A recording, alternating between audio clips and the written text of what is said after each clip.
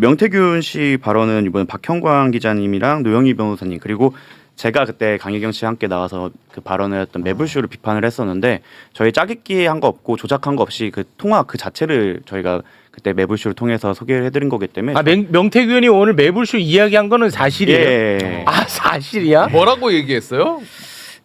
잠시만요. 대략 그냥 뭐. 네, 뭐 방송 대구 거를 조작해서 짜깁기해서 방송에서 명의시킨 거로 했어요. 뭐 조작 방송을 해도 됩니까? 매불쇼 최욱 씨 앞으로 당신이 방송할 수 있을 것 같아요? 뭐 이런 식으로 하신 것 같아요. 생각보다 세네. 생각보다 세네. 뭐야?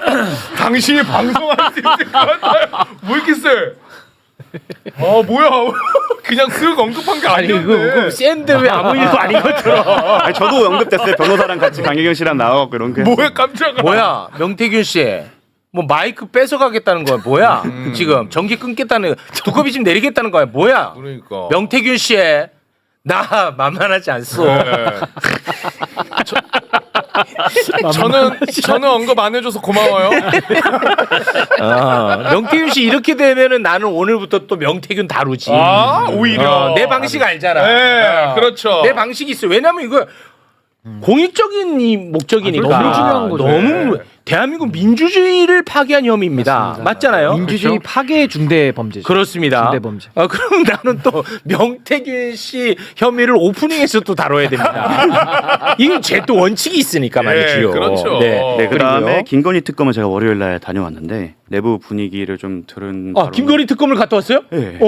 그 얘기해줘요. 사실 수사 동력이 많이 상실됐다. 뭐 자기네 입장을 저한테 전달을 하는 건 연장을 좀 안 해줬으면 좋겠다. 그냥 빨리 보내달라. 어차피 비판 받을 거 약간 이런 입장인 것 같아요. 그래서 뭐 여기에 더 기대를 걸거나 뭐 연장을 하거나 뭐 인력을 충원하는 건 큰 의미가 없다라고 보여지고 다른 방식을 통해서 진행이 돼야 될 것 같고 특히 명태균 게이트 관련해서는 사실 이미 좀 어느 정도 마무리를 하려고 하는 모양새인 것 같습니다. 그래서 이 부분에 대해서는 아니, 마무리라는 게 더 이상 진행을 안 한다는 거예요? 네. 아니 장난칩니까 지금? 그러니까 뭐 명시적으로 그렇게 말씀은 안 하셨지만 그러니까 느낌을 말씀하시죠. 저희한테 일단 압수물을 가안부 해주셨고요. 가져가라. 압수물 가져가라라는 벌써? 어떤 저희가 뭐 이렇게 친근하게 얘기를 하면서 농담이 와갔던 게 제가 이제 그 가안부 박스를 들고 나가니까 그런 얘기를 하시더라고요. 아 이거 사람들이 부러워할 수도 있겠다. 그러니까 그 박스를 들고 나가면 먼저 파견 해제된 수사관이나 검사로 보이면 사람들이 부러워할 거다. 그 조롱이잖아. 할 정도 아니 그만큼 그 내부에서는 빨리 돌아가고 싶은 그러니까 그 분위기가 조롱이잖아. 아니 이런 분위기를 명태균이가 안 하보네. 그러니까 좀. 알겠죠. 아무래도 뭐 특검에서 연락도 없을 거고 이제 잠잠하게 지나가는 분위기가 되니까 막 그 부분을 파악하고 오늘 아마 이렇게 대언론전에 뛰어든 거 아닌가. 그런 우리가 생각이 그럼 듭니다. 의혹 갖고 아니 이런 상황에서 그 이번에 뭐 김건희 특검보 2명 새로 뽑으면 뭐 합니까? 그 뭐 합니까? 그 나 2명 뽑는다고 이제 기사 나가지고 그 다시 또 으쌰으쌰 하나보다 난 그랬지.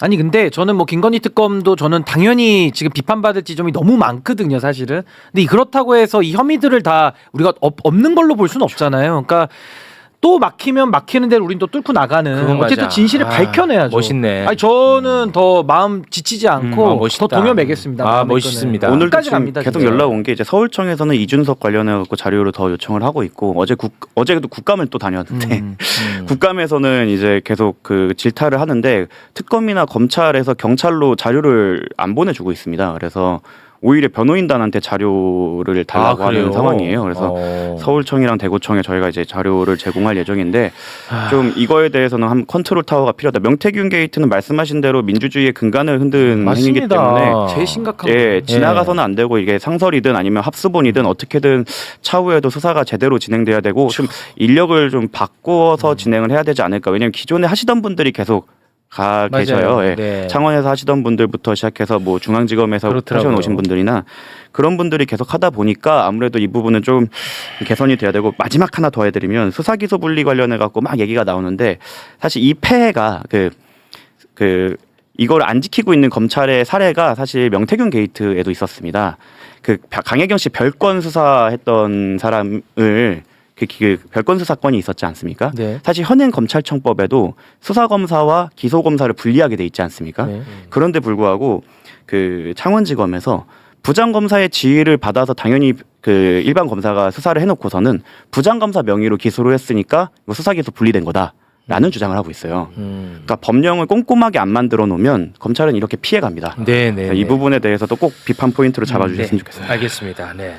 사실 이제 오늘 최상병 특검 때문에 저희가 모셨는데요. 네. 빨리 진행을 하도록 하겠습니다. 최상병 특검이 지금 갑자기 또 굉장히 열심히 하고 있습니다. 네. 20일에 피의자 5명에 대한 구속영장 청구했거든요. 얼굴만 한번 쓱 보여드리겠습니다.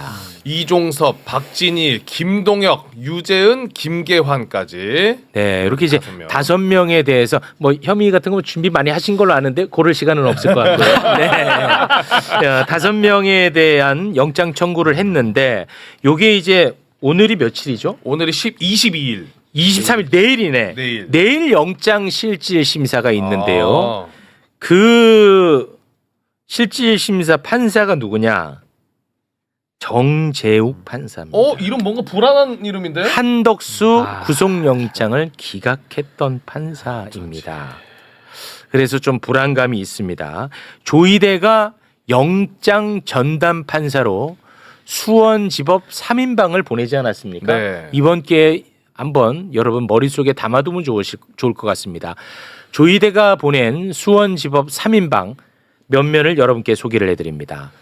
자, 방금 보신 정재욱 판사 한덕수 영장 기각시켰고, 박정호 판사 박성재 기각시켰고, 이정재 판사 윤석열 체포영장을 기각시켰고. 와, 진짜 어마어마하죠. 이력이 화려하네. 이 대한민국 사법 나는 좀 힘들다 하지 말랬지. 미안합니다. 네, 죄송합니다. 이거 어떻게 보십니까? 아니 그러니까 이게 정말 지금 조희대 우리가 라인을 늘 의심만 하다가 지금 결과로도 이렇게 나오고 있잖아요. 나오고 있잖아. 그러니까 이건 이제 의심이 아니라 어떻게 현실이 되는 거죠. 네. 그러니까 지금도 조희대의 임기가 2026년 7월까지로 지금 되어 있기 때문에 그런 상황 2017년 6월까지로 되어 있기 때문에 그 전까지는 이 판사들이 결국 조희대 대법원장의 눈치를 볼 수밖에 없는 것이고 더 중요한 거는 내년 2월 달에 또 조희대가 또 행사합니다. 인사권을. 네. 그러니까 이걸 어떻게 지금 상황에서 제어를 할 것이냐. 전 이 부분에 대해서 정말 이제 고민이 좀 실질적으로 필요하다. 네. 계속 계속 이제 법원에서 수사 방해를 이제 적극적으로 할 가능성도 네. 매우 좀 높아지는 상황입니다. 그나마 이제 최상병 특검이 가장 잡음이 없었고 우리가 그나마 기댈 수 있거든. 네. 최상병 특검 기댔단 말이야. 그렇죠. 믿음직하다. 근데 여기는 또 사법부에서 막힐까봐 또 우리가 마음을 졸여야 돼요. 이제 그런 상황 속에서 이종호가 임성근의 구명을 청탁받았다고 처음으로 인정을 했습니다. 처음입니다. 처음. 예, 특검 진술 잠깐 좀 살펴볼까요? 그러니까 송호정 경호처 출신 있지 않습니까? 송호정으로부터 임성근 사단장 구명을 부탁받고 김건희에게 연락을 하려고 했다. 송호정은 멋쟁이의 병 단톡방에 들어가 있던 사람이죠. 맞습니다. 자, 그런데 김건희 연락처를 몰라서 연락을 하지 못했다. 자기는 이제 쏙 빠지는 거야 결국은. 청탁 받은 거 그래 맞다. 그렇죠. 하지만 뭐 내가 실행한 게 없잖아 이겁니다. 그렇습니다. 그러나 조금 성과는 성과야. 처음으로 인정했어. 네. 처음으로.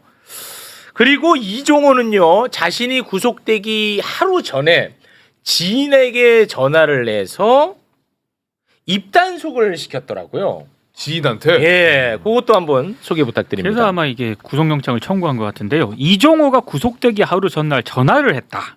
특검이 임성근 아냐고 물어보면 무조건 모른다고 해달라고 말했다. 임성근이 이렇게 회유했다는 거고요. 그리고 이종호가 임성근과의 친분을 과시하며 함께 찍은 사진도 보여줬다. 이런 얘기를 했습니다. 그렇습니다. 자, 그리고 진짜 최악의 인물은 바로 임성근인데요. 자, 아까 그 5명 구속영장 쳤잖아. 네. 그때 임성근이는 없었어. 네. 근데 슬슬 이제 자기 구속영장 칠 것 같은 거야, 느낌상. 다가오죠, 이제. 다가오잖아. 네. 그러니까 임성근이가 2년 동안 자신의 휴대전화 비밀번호를 기억 못한다 그랬거든. 네. 그러면서 굉장히 안타까워했어, 스스로가. 기억이 안 난다. 기억 안 나. 내 기억력 너무 안쓰럽다. 네. 2년 동안 그 쇼를 했거든요. 네. 압박 들어오니까 유레카 생각났어. 소개 부탁드립니다.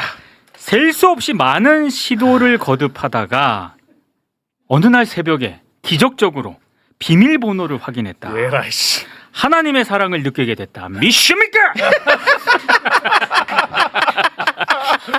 할렐루야. 비밀번호가 20자리더라고요.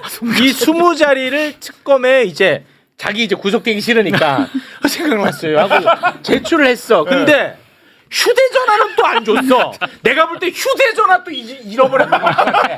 다 됐는데 휴대전화 분실했어요. 휴대전화.